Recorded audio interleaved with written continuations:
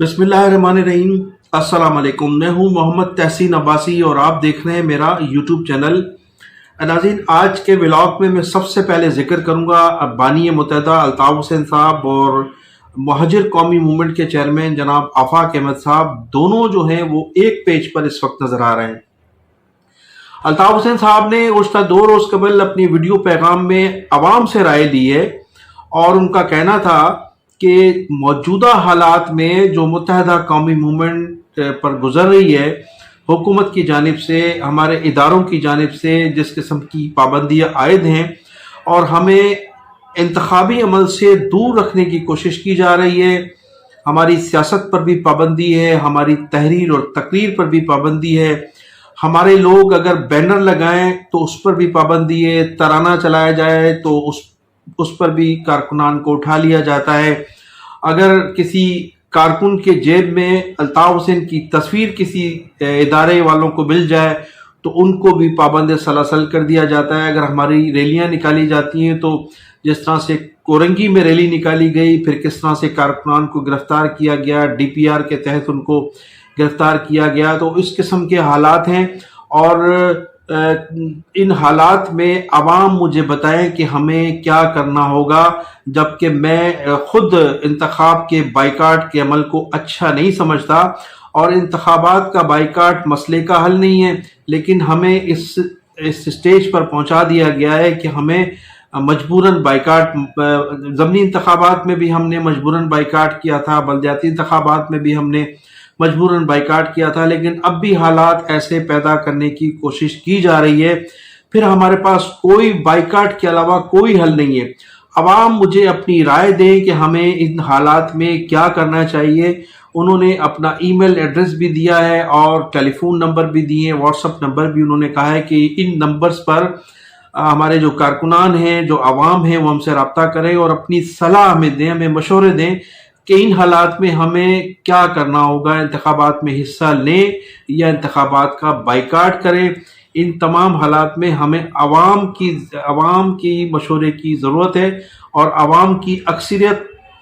ने जो फैसला किया हम वही फैसला करेंगे, इसलिए कि माजी में भी हमने अवाम की अक्सरियत पर फैसले किए हैं और उनकी सलाह मशवरे के बगैर हमने माजी में भी कोई काम नहीं किया।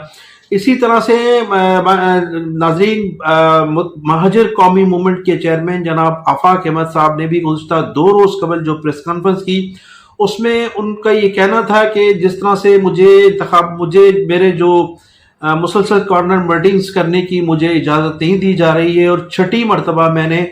कोशिश की है कि इंतखाब कॉर्नर मीटिंग्स के लिए परमिशन दी जाए, लेकिन इंतज़ामिया मुझे किसी सूरत भी कराची, हैदराबाद के किसी हिस्से में जलसा या कॉर्नर मीटिंग करने की इजाज़त नहीं दे रही है। उन्होंने कहा कि ऐसा लगता है कि अल्ताफ़ हुसैन की तरह हमें भी इंतखाबी अमल से दूर रखने की कोशिश की जा रही है। उन्होंने ये भी फरमाया कि इस मरतबा हम पूरे सिंध के शहरी हलकों के तमाम हलकों से अपने उम्मीदवार खड़ा करने चाहते थे, लेकिन इस मरतबा हमें इंतखाबी अमल से रोका जा रहा है, जबकि हमारे मुकाबले में जो मुत्तहिदा कौमी मूवमेंट बहादुराबाद है वो उस वक्त लाडले बने हुए हैं और रोज़ाना की बुनियाद पर वो कॉर्नर मीटिंग्स भी कर रहे हैं और जलसे भी उनके हो रहे हैं, उनकी छोटी छोटी मीटिंग्स भी हो रही हैं और फिर बड़े जलसे करने की कोशिश तो वो कर रहे हैं लेकिन आज तक नहीं कर सके, लेकिन उन्हें परमिशन ज़रूर मिल जाती है। तो उन्होंने कहा कि फिर हमारे पास भी इंतखाबी अमल से बाहर रहने हमें रोकने की कोशिश की जा रही है, तो फिर हमारे पास भी आखिरी हल ये है कि हम भी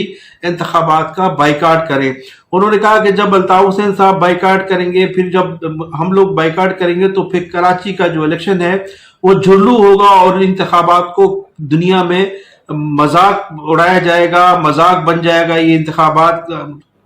जिनमें अल्ताफ़ हुसैन की जमात भी नहीं होगी और हम लोग भी इस इंतखाबात में नहीं होंगे, तो फिर इन इंतखाबात को कौन तस्लीम करेगा। तो उन्होंने कहा कि इस वक्त अल्ताफ़ हुसैन जिसकी जो के साथ जो किया जा रहा है वही तर्ज अमल मेरे साथ भी अपनाया हुआ है, लिहाजा हमारा भी फिर आखिरी ऑप्शन नहीं होगा कि जब हम जलसे नहीं कर सकते, कॉर्नर मीटिंग नहीं कर सकते, तो हम फिर इंतखाबात में किस तरह से हिस्सा लेंगे। तो उन्होंने कहा कि फिर हमारे पास भी आखिरी ऑप्शन ये कि हम इंतखाबात का बाइकाट करें। अब नाज़रीन, मैं जिक्र करूंगा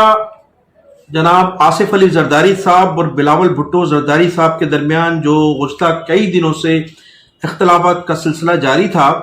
اور اب اس میں شدت پیدا ہو گئی ہے، جبکہ پارٹی کے ترجمان اور پارٹی کے جو عہدیداران ہیں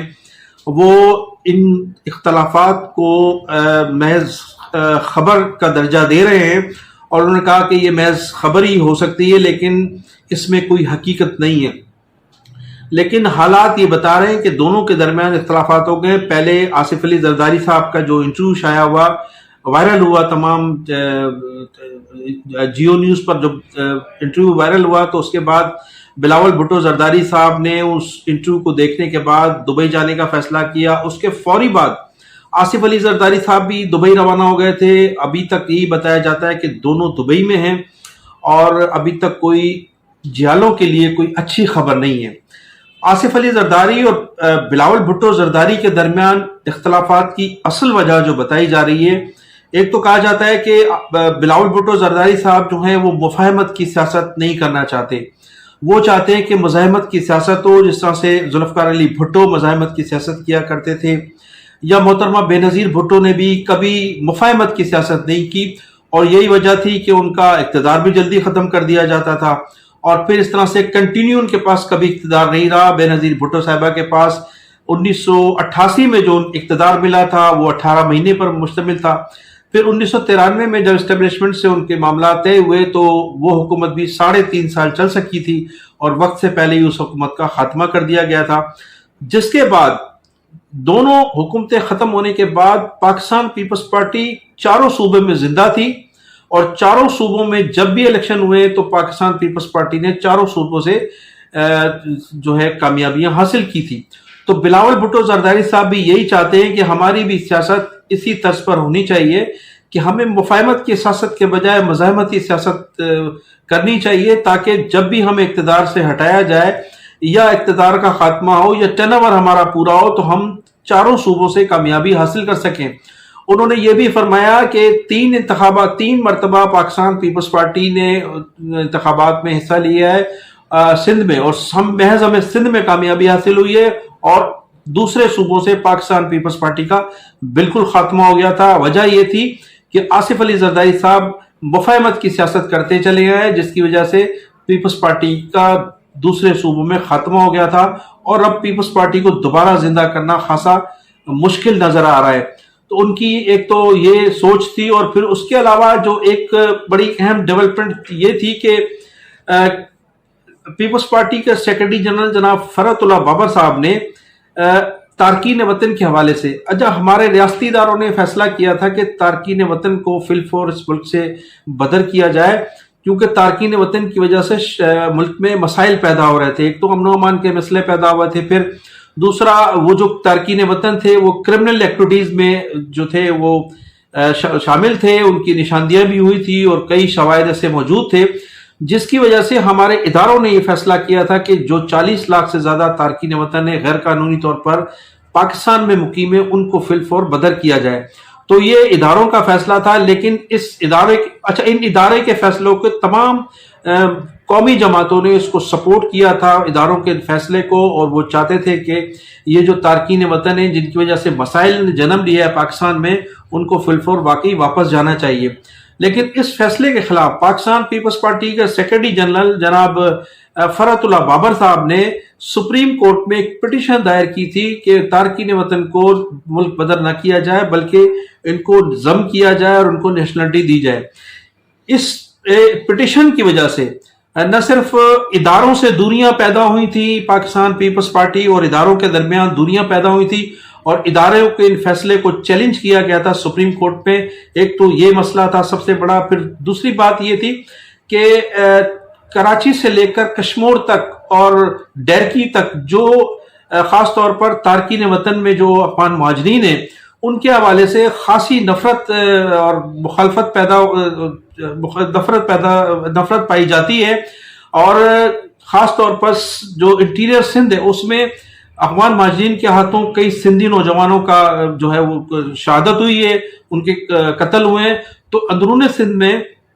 افغان مہاجرین کے لیے سخت مزاحمت پائی جاتی ہے، اور پاکستان پیپلز پارٹی کی جانب سے جب سپریم کورٹ میں یہ پٹیشن دائر کی گئی تو سندھ میں پیپلز پارٹی کے لیے کافی غصے کی لہر تھی، اور لوگوں نے اس پٹیشن کے بعد پیپلز پارٹی سے نفرت کا اظہار کیا تھا اور مزاحمت کی تھی. جو لوگ اپنے حلقوں میں آج موجود ہیں ان کو سامنے شدید رد عمل سامنے آیا تھا اور یہ کہا جا رہا تھا کہ پاکستان پیپلز پارٹی کو سندھ دشمن قرار دیا جا رہا تھا. تو یہ تمام چیزیں، تمام باتیں آصف علی،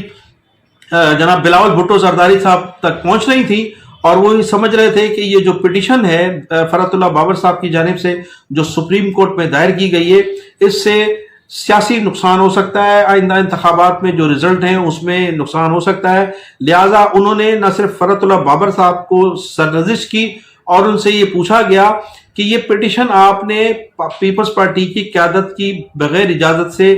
داخل کی ہے سپریم کورٹ میں، اور اس پٹیشن کو یا تو آپ فی الفور واپس لیں یا پارٹی سے مستعفی ہو جائیں. فرحت اللہ بابر صاحب نے پٹیشن لینے کے بجائے پارٹی سے مستعفی ہونا کو جو ہے ترجیح دی اور اس طرح سے وہ پارٹی سے مستعفی ہو گئے. لیکن یہ ضرور بتایا جاتا ہے کہ فرحت اللہ بابر صاحب نے جو پٹیشن دائر کی تھی سپریم کورٹ میں تارکین وطن کے حوالے سے، تو اس میں آصف علی زرداری صاحب کو انہوں نے ضرور اعتماد میں لیا تھا اور آصف علی زرداری صاحب کی آشیرواد انہیں حاصل تھی. اس کی بڑی مثال میں آپ کو یہ دیتا چلوں ناظرین کہ آصف علی زرداری صاحب نے جب گھوٹکی میں خطاب کیا مہر سرداروں کی جانب سے دیے گئے استقبالیے میں، تو انہوں نے خود فرمایا تھا کہ افغان تارکین وطن کے لیے جو پٹیشن دائر کی ہے پاکستان پیپلز پارٹی نے، انہوں نے سوال کیا تھا کہ آپ بتائیں یہ غریب لوگ کہاں جائیں گے، افغان مہاجرین کہاں جائیں گے، لہذا ان کو سندھ میں رہنا چاہیے. تو اس آصف علی زرداری صاحب کی اس تقریر پر جتنے بھی پنڈال میں موجود تھے مہر سرداروں کی اس دعوت میں، سب لوگوں نے کلیپنگ کی تھی، تالیاں بجا کر آصف زرداری کے اس فیصلے کو سراہا تھا. لیکن بعد میں پاکستان پیپلز پارٹی کے اس فیصلے کو سراہنے والوں کو شدید سوشل میڈیا پر مزاحمت کا سامنا کرنا پڑا تھا اور لوگوں نے ان تمام لوگوں کو سندھ دشمن قرار دیا تھا. تو اس اصل جو اختلافات تھے آصف علی زرداری اور بلاول بھٹو کے درمیان، وہ بنیادی وجہ یہ تھی. اور پھر اس کے علاوہ جو مفاہمت کی سیاست چاہتے تھے آصف علی زرداری، لیکن بلاول بھٹو زرداری مزاحمت کی سیاست پر یقین رکھتے ہیں اور وہ ان کا یہ کہنا ہے کہ میں اپنے نانا اور اپنی ماں کے نقش قدم پر چلنے کو ترجیح دوں گا. تو اصل اختلافات یہ تھے اور اب اختلافات جو ہیں وہ شدت اختیار کر گئے ہیں. اب آگے دیکھنا یہ کہ دونوں کے درمیان ایسی کون سی شخصیات ہیں جو اختلافات کا خاتمہ کر سکے گی. تو ناظرین ایک تو بڑی اہم خبر یہ تھی، اور پھر آخر میں آپ کو یہ بھی بتاتا چلوں ناظرین کہ اسلام آباد میں جو ان دنوں حالات نظر آ رہے ہیں اور جن ذرائع نے ہمیں بتایا ہے کہ انتخابات جو ہیں وہ مبینہ طور پر 8 فروری کو نہیں ہونے جا رہے ہیں اور انتخابات مزید 6 ماہ کے لیے آگے بڑھ سکتے ہیں. تو یہ بڑی اہم خبر تھی، میں نے کہا ضرور آپ سے شیئر کروں. تو میں انہی الفاظوں کے ساتھ آپ سے اجازت چاہوں گا کہ آپ میرے چینل کو سبسکرائب بھی کیجیے گا اور کمنٹ سیکشن میں جا کر اپنی قیمتی رائے کا اظہار ضرور کیجیے گا اور اپنا بھی خیال رکھیے گا. پاکستان زندہ باد.